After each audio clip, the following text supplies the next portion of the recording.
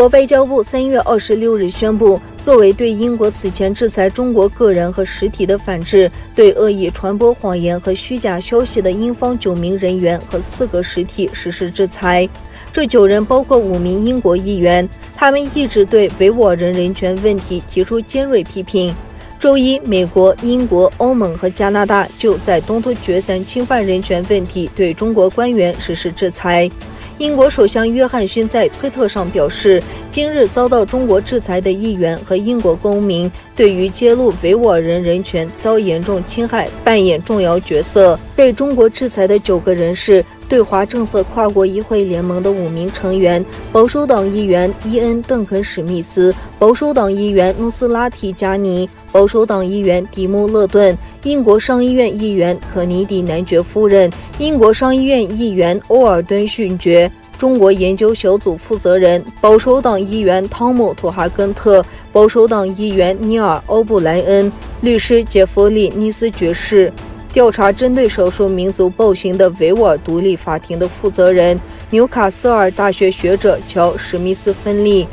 他们都将被禁止进入中国、香港和澳门，在中国的财产将被冻结，中国公民和机构将被禁止与他们做生意。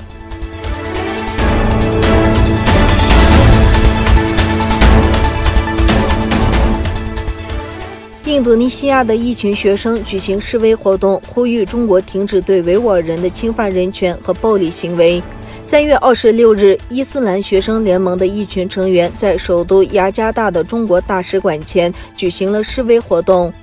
他们要求印尼政府抵制中国产品，要求将东突厥三地区的侵犯人权行为提交国际法院处理。该活动的组织者林博布吉斯告诉阿纳多路机构，我们呼吁停止一切侵犯人权的行为，包括对维吾尔人的酷刑和屠杀。布吉斯还呼吁其他宗教团体的人抗议中国。他说，问题不仅是屠杀穆斯林，而是屠杀人类。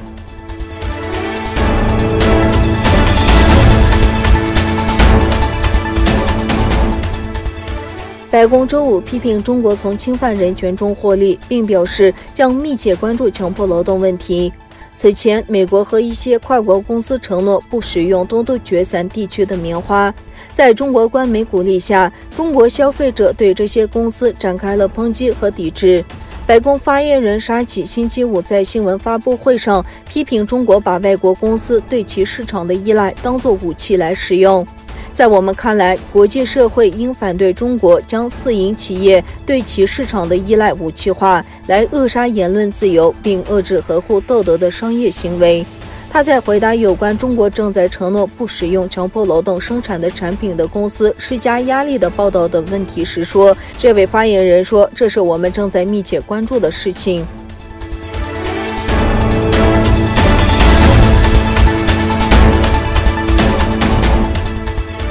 伊朗外交部发言人哈提布扎德表示，伊朗和中国将在周六签署一项为期25年的合作协议。中国国务委员、外交部长王毅周五抵达伊朗进行访问。伊朗官方媒体称，两国将签署一项为期25年的合作协议。消息称，这项合作协议将包括政治、战略和经济等多个部分。中国外交部长王毅将在访问伊朗期间签署。该协议是中国国家主席习近平于2015年访问德黑兰时首次提出。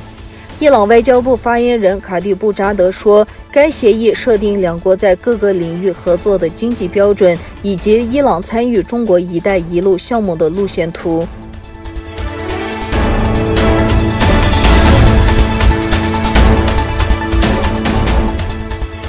中国外交部发言人华春莹26日在回应美国有关涉台议案时表示，中方敦促美国恪守一个中国原则和中美3个联合公报规定，遵守国际法和国际关系基本准则，停止审议推进有关涉台消极议案。美国拜登政府与台湾周四签署备忘录，成立海巡工作小组来协调双边政策。这个海巡工作小组是一个新平台，由美国在台协会和美国台北经济文化代表处指派美国海岸防卫队及台湾海巡署，促进沟通，建立合作关系，并分享资讯。双方也会在保护海洋资源、减少非法、未报告及不受规范之渔业行为，并参与海上联署搜救及海洋环境污染应变活动等领域合作。